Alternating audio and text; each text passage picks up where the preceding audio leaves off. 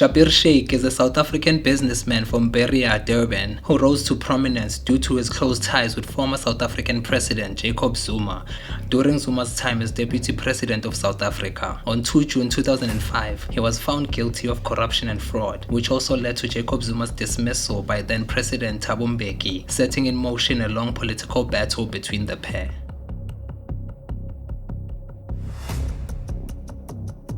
Shaik was born in Johannesburg, formerly known as Transvaal, and grew up in Greenwood Park in Durban, formerly known as Natal Province. His father was an Indian South African from Pietermaritzburg in the Natal region. His mother was racially mixed and died in a car accident when he was a child. He is one of 6 brothers. His elder brothers are Salim and Faizo, and his younger brothers are Eunice, Mo and Chippy, and also has a sister. In the early 1980s, his brother Eunice recruited him into an underground cell of the anti-apartheid African National Congress, ANC. In later years, his work for the ANC reportedly included transferring donor funds from London to South Africa. At the same time, Shaik worked as a lecturer in the electrical engineering department at the Peninsula Technikon until he resigned in 1986 because the institution raised questions about the veracity of his claim to hold a Hawaiian degree certificate.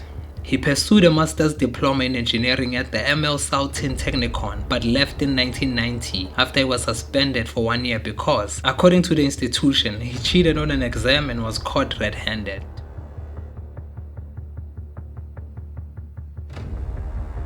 After the ANC was unbanned by the apartheid government in 1990, Shaik became an advisor to Thomas Ngobi, who at the time was ANC Treasurer General. In early 1995, the year after apartheid ended, Shaik founded Ngobi Holdings and Ngobi Investments, named after Thomas Ngobi, who had recently died. Shaik had initially claimed that the Ngobi family trust held shares in Ngobi Holdings, justifying his use of Ngobi's name. The Ngobi family denied that they held such shares or that any such family trust existed, respectively.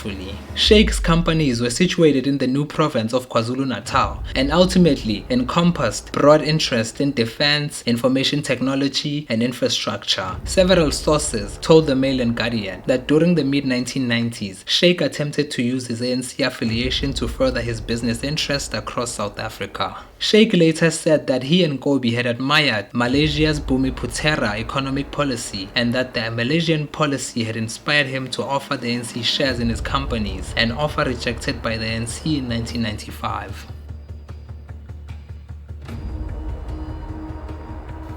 Under Mek Maharaj, who was Minister of Transport from 1994 to 1999, the Department of Transport granted a 264 million contract to ProDiba, a consortium of companies which included a stake for Thomson CSF, now Thales, and a 33% stake for an Ngobi Holding subsidiary called Kobitech. The contract was to produce South African driving licenses in a new card format and was cancelled in 2013, although Kobitech was expelled from the consortium before then in 2007. During Maharaj's tenure, another major contract dealing with upgrades to the N3 highway was granted to another consortium, the N3 Toll Road Consortium, of which Ngobi was a member.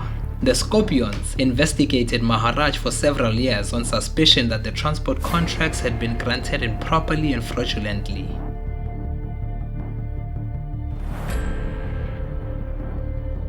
Shaik's relationship with Thomson CSF extended beyond their partnership in the driving license consortium. Ngobi Investments owned shares in Thomson CSF and in Thomson CSF Holdings, a joint venture with Thomson Incorporated inside South Africa. He also had a significant stake in Altech Defence Systems, ADS, later renamed African Defence Systems, which Thomson CSF acquired between April 1998 and February 1999. In the later half of 1990s, Shaik held directorship at Thomson CSF Holdings, Ngobi Holdings, Ngobi Investments, and ADS. Shaik thus acquired a substantial interest in the 1999 arms deal, a major defense procurement project of the South African government. Both Thomson and ADS submitted bids for several defense contracts under the deal.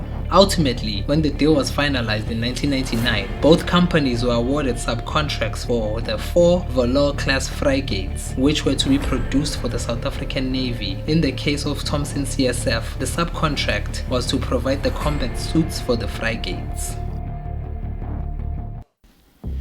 Shaik was a personal friend of Jacob Zuma, an ANC stalwart who had known Shaik and his brother during apartheid and who was appointed Deputy President of South Africa in 1999. In 2002, a Zuma spokesman said that their friendship was rooted in their shared experiences in the ANC in the 1980s. By that time, Shaik was also Zuma's personal financial advisor. In May 2002, Shaik appeared in court on charges that he illegally possessed classified minutes of President Thabo Mbeki's cabinet. The documents were seized in a Scorpion's raid.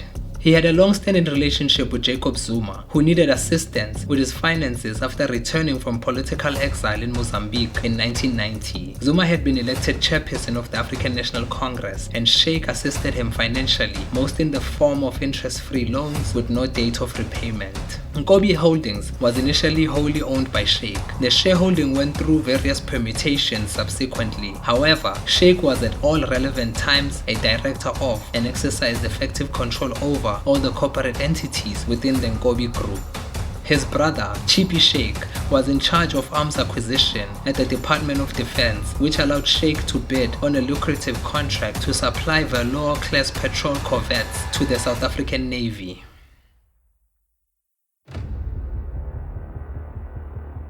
By 2002, Shaik was under investigation by the Scorpions in connection with his relationship to Zuma and Thales. He was put on trial for fraud and corruption at the Durban High Court from 11 October 2004. During the course of the trial, Shaik admitted that he falsified his qualifications and business achievements. The trial ended on 4 May 2005, with Judge Hilary Squires delivering his verdict on 2 June. Shaik was found guilty on 2 counts of corruption and 1 count of fraud, with Judge Squires stating in his 165-page verdict that there was overwhelming evidence of a corrupt relationship between Shaik and Jacob Zuma.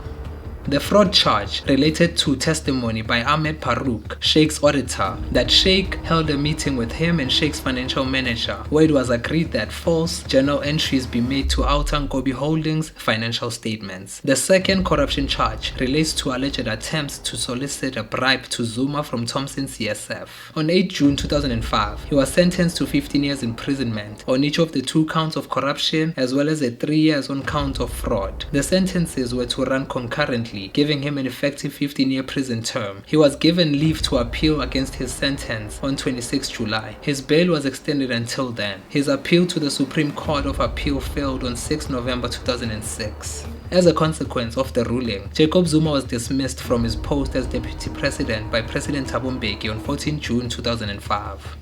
On 2 October 2007, Shaik's appeal to the Constitutional Court of his conviction and sentence for corruption and fraud was turned down, with the court ruling that an appeal against conviction and sentence does not bear any reasonable prospects of success. However, the court ruled that there might be a constitutional issue relating to the seizure of assets belonging to him and his company, and granted leave to appeal on that point. The court dismissed this appeal on April 2008.